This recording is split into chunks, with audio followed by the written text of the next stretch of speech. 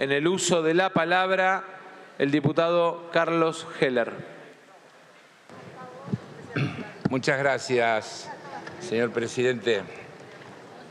Mire, como usted dijo recién al iniciar la reunión, que esta es la primera vez que este Parlamento va a tratar un tema de esta naturaleza, un pedido de endeudamiento o, como este caso, un pedido de refinanciación de un endeudamiento persistente.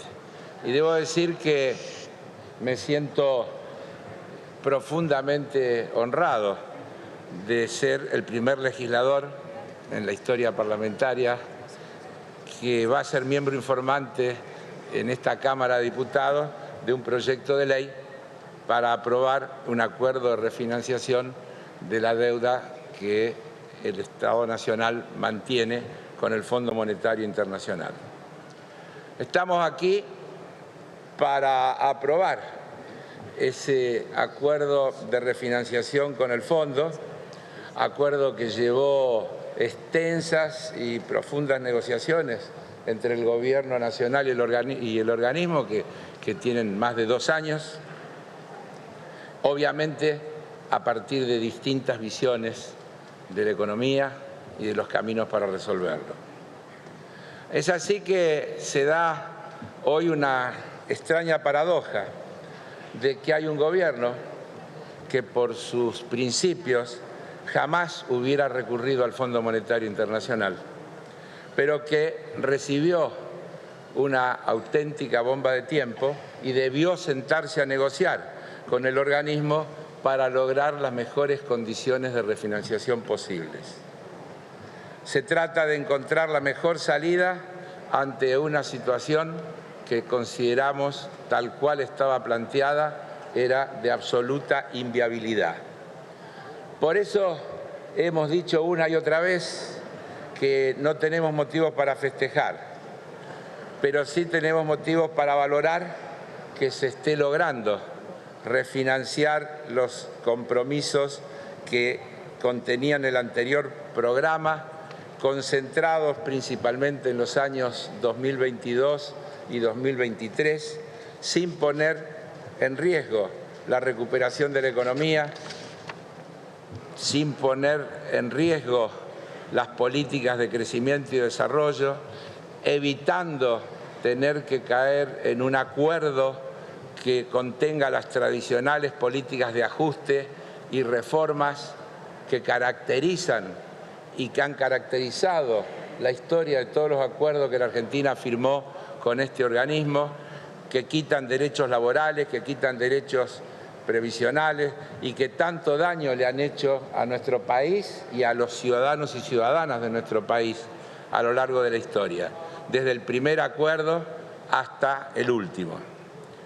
Si vemos los principales puntos de este acuerdo de refinanciación, vemos que no se respetan los típicos aspectos de la ortodoxia que han prevalecido a través de la historia en los acuerdos entre el Fondo Monetario y los Estados nacionales y en el caso concreto de la Argentina. No obstante, somos conscientes que este es un programa del organismo que tiene toda la vocación de generar condicionamientos que no nos gustan y que no nos resulta fácil aceptar. Y hemos trabajado para eliminarlos en su máxima expresión, hasta donde fue posible. Algunas cosas no se pueden porque están en los procedimientos, están en los estatutos. Pero no podemos mirar para otro lado porque tenemos la convicción de que un default sería muchísimo más grave. Y nosotros no somos los que creemos que el Fondo Monetario se volvió más bueno al firmar este acuerdo que estamos tratando, sino que la firmeza con la que ha sido llevada la negociación desde la parte argentina es lo que ha posibilitado que lleguemos a esto que hoy estamos considerando. Por eso quiero mencionar, por ejemplo, cita textual el comunicado del Fondo: los profundos desafíos socioeconómicos de Argentina se han visto exacerbados por la pandemia global. El personal técnico del Fondo y las autoridades argentinas han llegado a un acuerdo sobre un programa económico pragmático y realista, con políticas creíbles para fortalecer la estabilidad macroeconómica y empezar a mejorar las condiciones necesarias para comenzar a atender los profundos desafíos para un crecimiento sostenible en Argentina. Esto no lo digo yo, ni lo dice el gobierno argentino, lo dice el comunicado del Fondo Monetario Internacional. La brevedad del tiempo me va a eximir, pero voy a pedirle, presidente, que se me permita insertarlo. Yo ayer hice una intervención sobre los orígenes de la deuda externa argentina, remontándome, y alguno me corrigió y con razón, que podríamos ir mucho más atrás, pero yo tomé simplemente lo que pasó en nuestro país desde la dictadura militar hasta aquí, y en honor a la brevedad, hoy pediría que me permitan insertarlo. Pero como síntesis, solo voy a decir que la dictadura convirtió en deuda pública estatal 23.000 millones de dólares, que eran deuda privada de 70 empresas, muchas de ellas hoy existentes, que fueron beneficiadas, muchas de ellas conocidas, y que fueron beneficiadas porque el Estado se hizo cargo de esos 23.000 millones de dólares y le dio condiciones excepcionales, muy laxas, para el pago a las empresas que obtuvieron ese beneficio. Más cerca en el tiempo nos encontramos con este programa del 2018, que a nuestro juicio no cumplió con los objetivos y que empeoró significativamente la situación económica y social. Y aquí otra vez, a los fines de aportar la mayor objetividad posible en el análisis, quiero leer, también lo hice ayer, lo que dice la evaluación ex post realizada por la auditoría del Fondo Monetario. Cito textual, referido al programa del 2018. El programa no alcanzó los objetivos, a pesar de las significativas correcciones de las políticas económicas. Los crecientes pagos netos de deuda privada, sumados a la fuga de capitales de residentes, sometieron al tipo de cambio a una presión considerable. A pesar de intervenciones cambiarias que superaron las disposiciones del programa, el tipo de cambio continuó depreciándose, empujando al alza la inflación y el valor de la deuda pública en pesos y debilitando los ingresos reales, especialmente de los segmentos más vulnerables. En resumen, el programa no cumplió los objetivos planteados de restablecer la confianza en la viabilidad fiscal y externa y de promover al mismo tiempo el crecimiento económico. No lo digo yo, no lo dice nuestro espacio político, lo dice la auditoría del Fondo Monetario Internacional. En el acuerdo que estamos considerando se detalla el cronograma de pagos que la Argentina tendría a partir de la refinanciación que está planteada. Pero para sintetizar de lo que se trata y que quede absolutamente claro, se va a recibir desembolsos para poder ir cancelando cada uno de los vencimientos que se tiene en el crédito stand-by, tal cual como fue acordado. Cada uno de esos desembolsos se comienza a pagar 4 años y medio después de que ocurra, en 12 cuotas equivalentes semestrales. ¿Se me terminó el tiempo, presidente? Se le está acabando, le queda un minuto. ¿Y eso va a ser todo el informe? No, métale. Digamos, vamos a tratar de ser generosos en el uso del tiempo para el informe. Con usted y con el diputado Neira, que habla después. Perfecto. Lisandro, Claro, perdón. gracias, presidente. Reitero cada uno de los desembolsos se comienza a pagar 4 años y medio después de que ocurra, en 12 cuotas equivalentes semestrales, por lo que el último pago ocurriría a mediados del 2034 y el primero ocurriría en el segundo semestre de 2026 y hará posible la idea de que primero hay que crecer para después pagar, porque tenemos 4 años y medio en lo que estamos liberados de la obligación de desembolso con el Fondo Monetario. Además, en el primer pago, presidente, se podrán incrementar las reservas, según nos explicaron, en 6.200 millones, con todo lo que eso significa. El programa de esta refinanciación tiene objetivos fijados: mantener la recuperación económica y social en curso, reforzar la estabilidad y continuar abordando los desafíos para sostener un crecimiento a largo plazo. Para eso se plantean una serie de objetivos que voy a obviar, pero me voy a referir también aquí a lo que cita el Fondo Monetario. Las reformas que promuevan el crecimiento serán críticas para comenzar a abordar cuellos de botella de larga data y sentar las bases de un crecimiento más sostenible e inclusivo.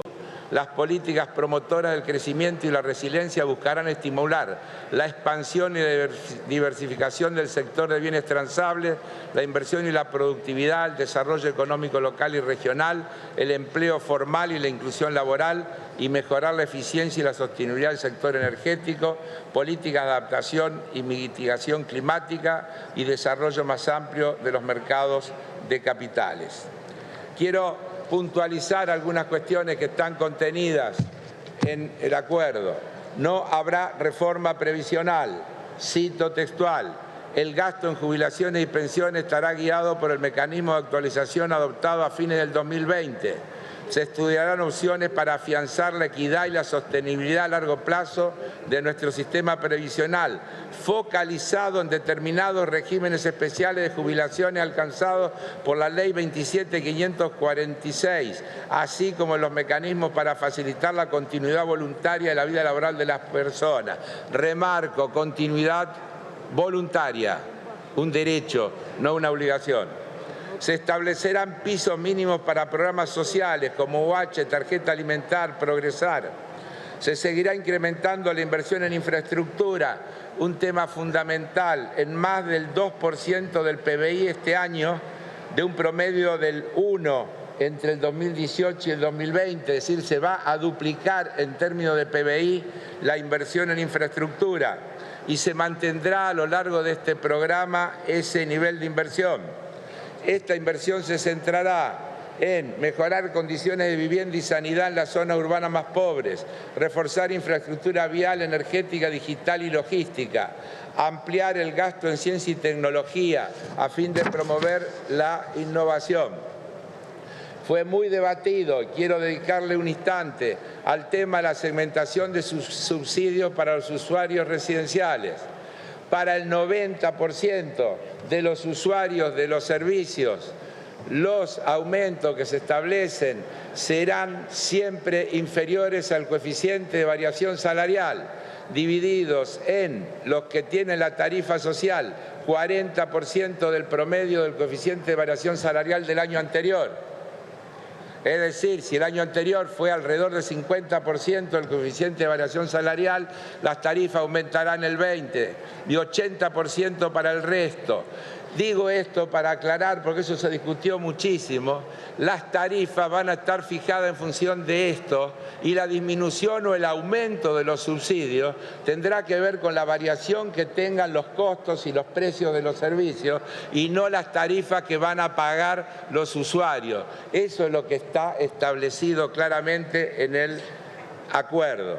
Hay 3 criterios de desempeño: incremento de las reservas internacionales, resultado fiscal y financiamiento del Banco Central al Tesoro. Ya dije lo de las reservas. Respecto al resultado fiscal, se establece un sendero para los próximos 3 años, que es la duración del acuerdo, los 30 meses del acuerdo. 2,5 para este año, 1,9 para 2023, 0,9 para 2024. Una reducción moderada que se podrá hacer al mismo tiempo, según dice el acuerdo, con un aumento moderado del gasto a partir de una mejora de los recursos y sin modificaciones estructurales, como ya hemos dicho. Dice el acuerdo, punto 14, por el lado del ingreso, nuestro esfuerzo continuará movilizando los ingresos y fortaleciendo su progresividad. A corto plazo se espera que la recuperación del empleo y los salarios, favorezcan la recaudación, en tanto que las medidas de política tributaria y las iniciativas en curso en materia de administración tributaria y aduanera deberían ayudar a movilizar ingresos adicionales a mediano plazo y respaldar el proceso de consolidación fiscal. En este punto, un párrafo del comunicado del Fondo. Igualmente, dice el Fondo, no nosotros, igualmente importante será el énfasis del programa en mejorar de manera creíble las finanzas públicas. Esto se basará en un conjunto equilibrado de políticas de ingresos, con énfasis en la progresividad, la eficiencia y el cumplimiento tributario. Cita textual. En el ámbito de la administración tributaria, la Administración Federal de Ingresos Públicos ha elaborado un plan estratégico para 2021-25 con el fin de abordar los altos niveles de incumplimiento, mejorar los servicios de AFIP y reforzar las capacidades informáticas. Voy todo lo rápido que puedo, presidente. El tema del financiamiento monetario del Banco Central. La meta establece llegar al 1% del PBI este año, 0,6 en el 2023 y 0 en 2024. El financiamiento del Tesoro al Banco Central no es una práctica deportiva. Se debe realizar, y estoy convencido de ello, en momentos que haga falta, en momentos excepcionales, como al haber recibido los títulos públicos en pesos reperfilados, como al haber recibido los títulos públicos en pesos reperfilados, lo repito, y luego con las exigencias de la pandemia para evitar en lo posible la mayor cantidad de muertes y haber reducido significativamente el efecto de la pandemia sobre empresas, trabajadores y población de menores ingresos con el conjunto de medidas que se adoptaron y que efectivamente incrementaron el gasto público y que efectivamente requirieron financiamiento adicional. El país ha crecido 10,3 en 2021, cuando todos los pronósticos decían que íbamos a crecer menos del 5, y seguiremos haciéndolo a tasas importantes. El acuerdo con el Fondo dice entre 3,5 y 4,5 en 2022. Dije ayer y repito, creo que se va a superar el 4,5 este año, que vamos a, igual que pasó en el 2021, vamos a crecer más. Entre 2,5 y 3,5 en 2023 y entre 2,5 y 3 en 2024. Alguien dijo ayer que esto significaba que íbamos a dejar de crecer. Les digo que cada uno de esos números es sobre la base del año anterior. Estamos hablando de algo que hace mucho no pasa en la Argentina, que sería lograr que durante 4 años seguidos haya crecimiento del Producto Bruto. Con este impulso y si la economía tiene ese desarrollo, el sendero de reducción del financiamiento del Banco Central al Tesoro resulta cumplible. Respecto al tipo de cambio, textual, y creo que es muy importante, se calibrará para garantizar la competitividad a mediano plazo del tipo de cambio real efectivo e incentivar la acumulación de reservas.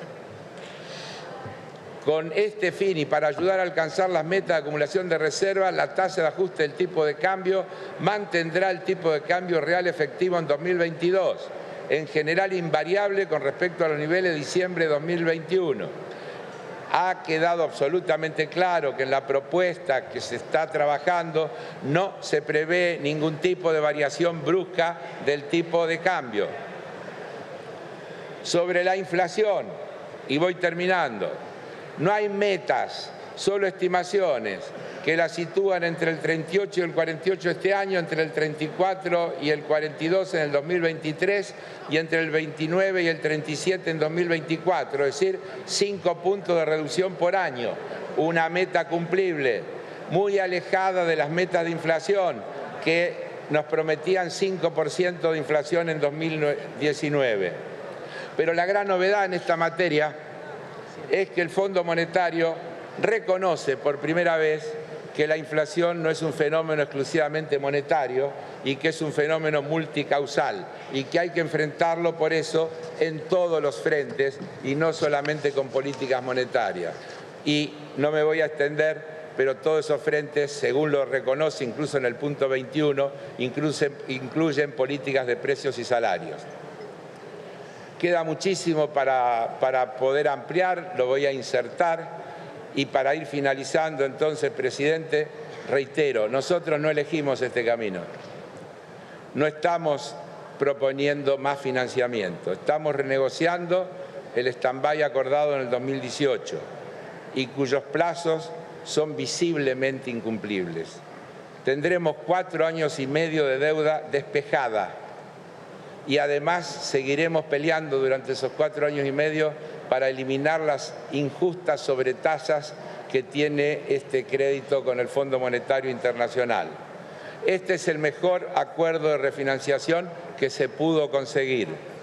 El rechazo de este acuerdo, que sería el default, nos llevaría a grandes problemas económicos, sociales e institucionales que estoy convencido tenemos que evitar a toda costa.